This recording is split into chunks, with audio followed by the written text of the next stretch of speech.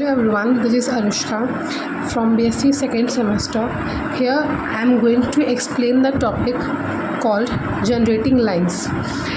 तो इस टॉपिक को समझने से पहले आइए जानते हैं जनरेटिंग लाइंस क्या होती हैं। बेसिकली जनरेटिंग लाइंस वो लाइंस हैं जिन्हें अगर आप पैरेलली सेट कर दो तो हमें एक कर्व मिलता है। For understanding this topic, let's have a question. The question says, find the equation generating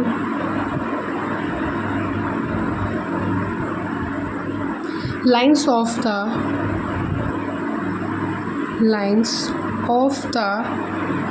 hyperboloid,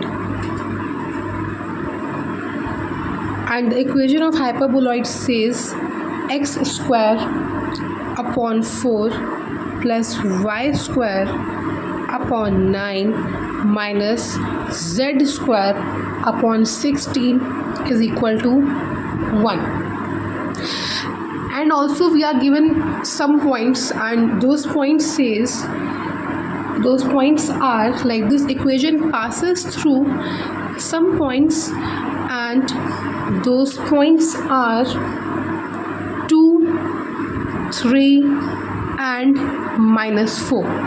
Now this is our question, and through this question हम समझेंगे जनरेटिंग लाइंस के इक्वेशन या जनरेटिंग लाइंस को हम find कैसे करते हैं।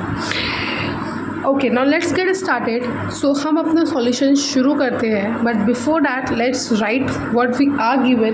सो we are given some passing points, right? So the passing points are called 2, 3 and -4। उसके बाद हमारे कुछ डायरेक्शन रेशियोज़ हैं L, M and N। Now let's get started. चलिए, सो हम मान लेते हैं L, M, N, N be the direction ratio of generating lines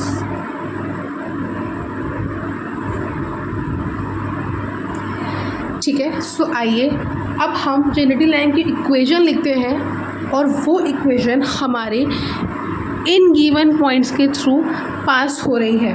तो x माइनस, अब x का पॉइंट है 2, so x minus 2 upon L हमारा डायरेक्शन रेशियो है, is equal to y minus 3 upon m is equal to z। अब minus और minus का 4, तो minus minus plus upon n, ठीक है।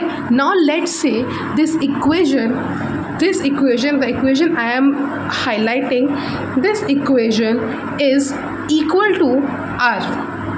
ऑलराइट, तो अब इसकी हेल्प से मान लीजिए हमारी ये इक्वेशन 2 है, तो अब इक्वेशन 1 कौन सी है? Let this be equation number 1। Now उसके बाद हम इस इक्वेशन से, इसको हमने r से इक्वेट करा है, नाउ हम इस इक्वेशन से x, y और n की वैल्यू फाइंड करेंगे। चलिए, अब हम बात करते हैं any point, what point? 2 plus LR, comma 3 plus MR minus, there will be comma obviously, -4 plus NR। ये हमारा कोई पॉइंट है। Any point like these 3 points on generating line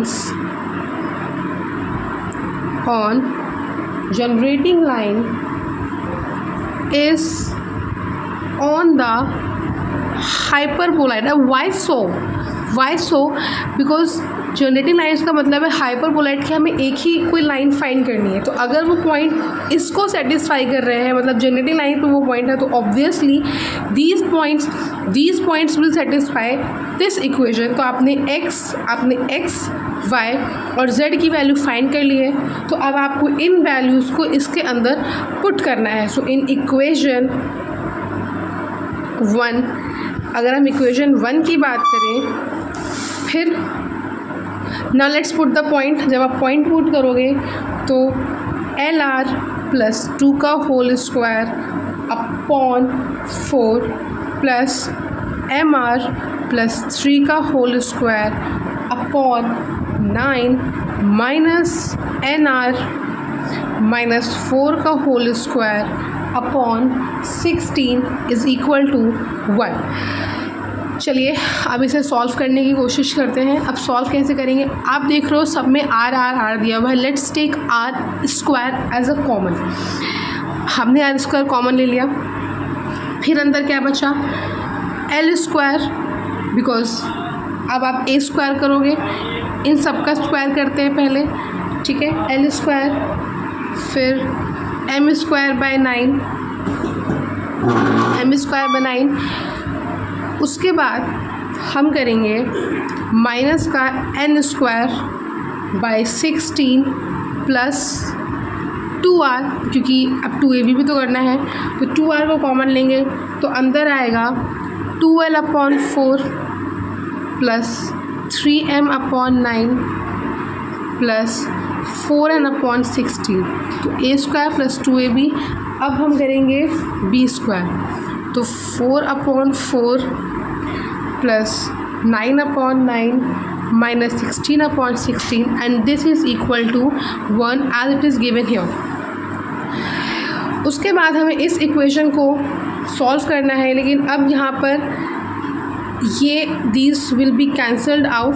तो अब ये कैंसिल करने के बाद जो हमारी फाइनल इक्वेशन बनेगी वो है r square l square upon 4 plus, sorry यहाँ पर स्क्वायर होगा, m square upon 9 minus N square upon 16 plus 2r l upon 2 plus m upon 3 plus n upon 4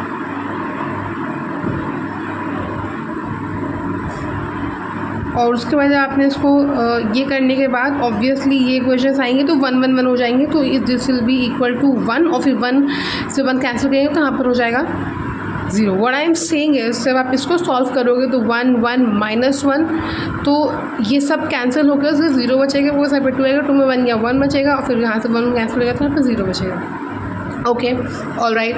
now अब हम इसके आगे चलते हैं कि अब इसके आगे हमें क्या करना है। आप यहाँ पर देख सकते हो, फिर से आप देखोगे तो यहाँ पर इसका प्रोडक्ट 0 है।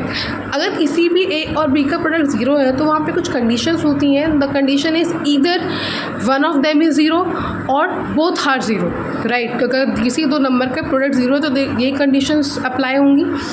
सो आर तो 0 नहीं हो सकता, तो यानी कि इसमें और इसमें से ही कुछ 0 है, सो इसको हम 0 लेट कर लेते हैं। चलिए, तो अब आप इनको 0 लेट करोगे, सो व्हाट विल हैपन, सबसे पहले आप पहले वाले टर्म को 0 लेट करोगे, so L square upon M,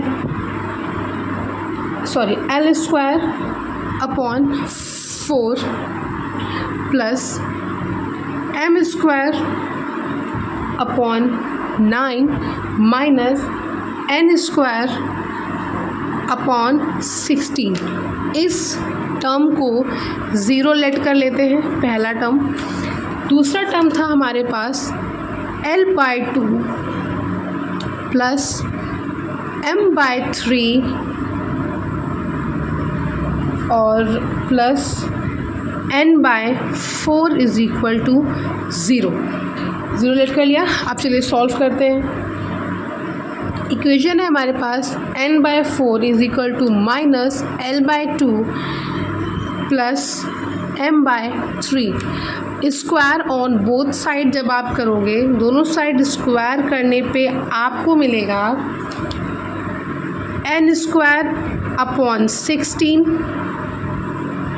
is equal to l by 2 plus m by 3 का होल स्क्वायर। सॉल्व करेंगे इसको तो आएगा l square by 4 m square by 9 minus l by 2 plus m by 3 का whole square is equal to 0. Solve करने में जब we will solve this equation then we will find out that LM is equal to 0. Now अब हमारा LM यहाँ से 0 आ चुका है. LM 0 आ चुका है. अब हमारे पास क्या कंडीशन बनती है, हमने देखा था कि हमारा प्रोडक्ट 0 आ रहा था, मतलब either one will be 0. So LM का प्रोडक्ट 0 है तो फिर सेम कंडीशन, या तो L 0 है या तो M 0 है. ठीक है, अब दो कंडीशन बनेंगी. So there are two conditions regarding that. तो पहले हम मानते हैं कि either L is equal to 0. अगर हमारा L 0 होगा तब तो आप देखोगे तो यहाँ पर L वाला टर्म 0 हो जाएगा, ये टर्म पूरा 0 हो गया. तो अब यहाँ क्या बचा, m by 3 plus n by 4 is equal to 0. m by 3 is equal to minus n by 4 और हमारा ऑब्वियसली L वाला टर्म 0 है तो L 0 हो जाएगा. तो अब हमारे डायरेक्शन रेशियो क्या बने, 0, 3 और -4. ठीक, अब हमारा m 0 हो जाएगा.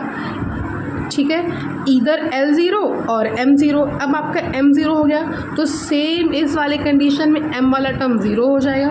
तो L by 2 plus n by 4 is equal to 0.